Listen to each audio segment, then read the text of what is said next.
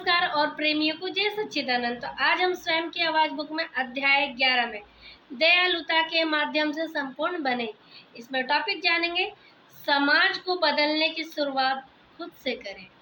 तो इसे पढ़ेंगे, सुनेंगे और समझेंगे। तो स्टार्ट होता है यहाँ से।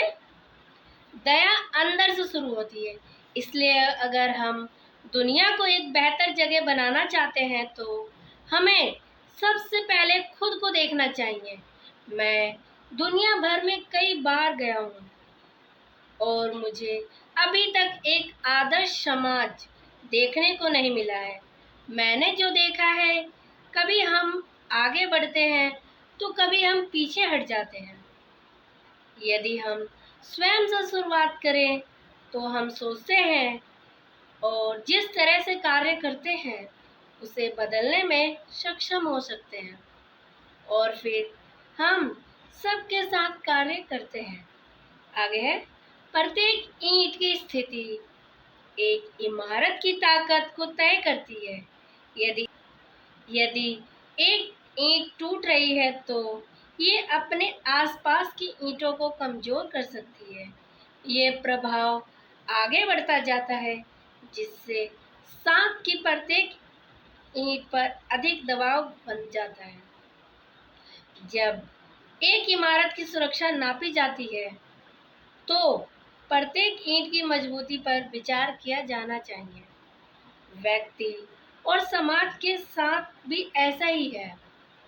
हमें प्रत्येक इकाई का ध्यान रखने की आवश्यकता है और ये वास्तव में प्रत्येक व्यक्ति के साथ शुरू होता है। उसे जितना हो सके खुद को उतना मजबूत बनाने की कोशिश करनी चाहिए। आगे, एक घड़ी के बारे में सोचो।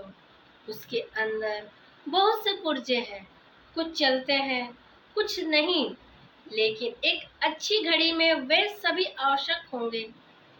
जो बाहर से आप केवल 1 घंटे की सुई, 1 मिनट की सुई, 1 सेकंड की सुई देखते हैं, लेकिन अंदर एक पूरी छोटी सी दुनिया है। उस घंटे की सुई को सही जगह पर रखने के लिए सभी हिस्से जुड़ते हैं। मिनट की सुई भी और सेकंड की सुई भी। घड़ी बनाने वाले जानते हैं कि ऐसा सही ढंग से होने के लिए प्रतिदिन हर एक पार्ट को ठीक ढंग से काम करना होगा।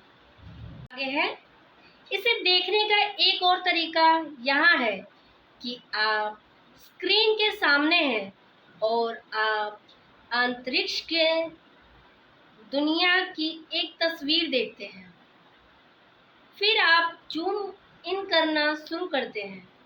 जब आप पहाड़ों की तस्वीर देख रहे हैं, फिर पहाड़ के किनारे एक जंगल पर, फिर पेड़ों की एक छोटी संख्या, फिर एक पेड़ पर पत्ते, और आप जूम इन करते रहते हैं।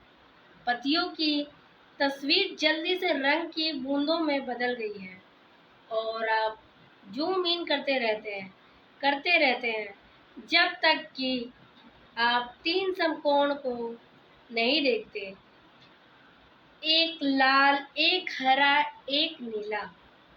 आप एक पिक्सेल के स्तर पर पहुंच गए हैं। यही तो आप हमेशा से देख रहे हैं, लेकिन वास्तव में आपने जो देखा है वह एक पत्ता, एक पेड़, पहाड़ और एक पूरी दुनिया की तस्वीर थी। आगे, हर इंसान एक पिक्सेल की तरह होता है और हम मिलकर एक समुदाय बनाते हैं, फिर एक समाज, फिर एक वैश्विक आबादी। अगर समाज की बड़ी तस्वीर गलत दिखती है तो हमें ये पूछने की जरूरत है कि पिक्सल में क्या गलत है, वे सही तरीके से क्यों नहीं रोशन हो रहे, और मेरा क्या मैं अपने समुदाय, समाज और दुनिया की एक अच्छी तस्वीर बनाने में मदद कर रहा हूँ? क्या मैं सही तरीके से रोशनी कर रहा हूँ? क्या होता है जब हम अपने अंदर ध्यान से देखते हैं? आगे है, एक घड़ी को रोकने के लिए एक इमारत को कमजोर करने के लिए, एक साफ तस्वीर को खराब करने के लिए, समाज को तोड़ने के लिए बस एक टूटे हुए हिस्से की जरूरत होती है। और यही कारण है कि हम पहले अपने आप को जानें, और ये कभी भी स्वार्थी होना नहीं होता है। एक पूरी दुनिया को रोशन करने के लिए आप एक जलती हुई मोमबत्ती से शुरुआत करते हैं। तो ये समझाते, जैसे प्रेम रावत जी ने एग्जाम्पल दिया है कि एक घड़ी में कितने सारे पुर्जे होते हैं, जो पुर्जा जुड़ के हमें एक समय सही दर्शाती है, और वो टाइमिंग बना होता है कि हाँ इस टाइम पे इतना बजना है, और वो किस तरीके से काम करता है। तो इसी तरीके से मनुष्य है कि अगर यानी कि एक मनुष्य से मिलकर समुदाय बनता है, फिर समुदाय समाज में बदलता है, फिर वो एक आबादी में बदल जाता है। तो ये समझने की बात है। अगर शांति की ज़रूरत है तो पहले हमें अपने आप से शुरुआत करनी चाहिए। अगर हम अपने से शुरुआत करते हैं तो वो हमारे घर से स्टार्ट होता है, इसके बाद वो संभावना है कि वो आगे बढ़ता ही जाता है। तो ये समझने की बात है। अगर आप प्रेम रावत जी को सुनना और समझना चाहते हैं तो मैं उनका लिंक डिस्क्रिप्शन में डाल रही हूँ, आप उन्हें सुनिए, समझिए और उन्हें फॉलो कीजिए। बस